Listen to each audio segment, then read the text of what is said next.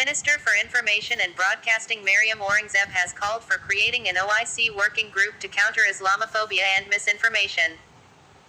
She was addressing 12th Conference of the Ministers of Information of the Organization of Islamic Cooperation in Istanbul, Turkey on Saturday.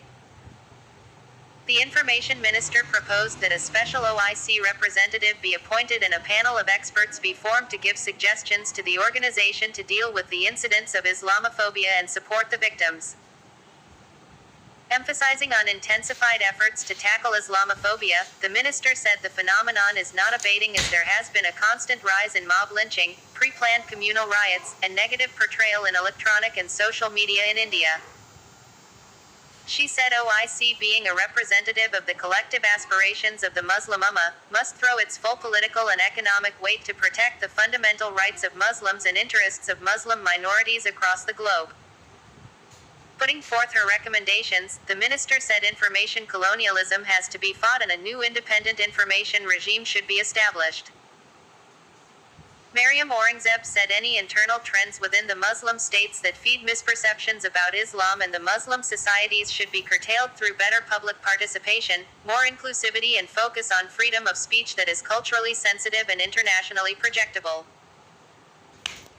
Underscoring the need for laws to identify and prosecute promoters of hate and deception, the minister said we must fight fake news with real news alongside upholding the basic freedoms.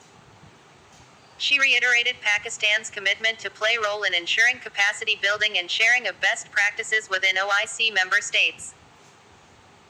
Speaking about climate change, the minister said media in the OIC member states has a responsibility to highlight and underscore the importance of urgent, unified and decisive action by the international community to combat this challenge.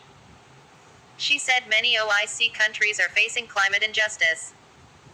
She gave example of Pakistan and Nigeria, which are amongst the most climate vulnerable countries in the world even though their carbon emission is negligible.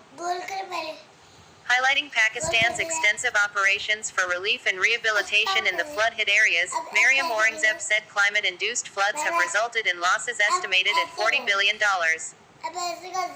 On the occasion, she also thanked the international community, in particular OIC countries, for their invaluable contribution to the flood relief efforts.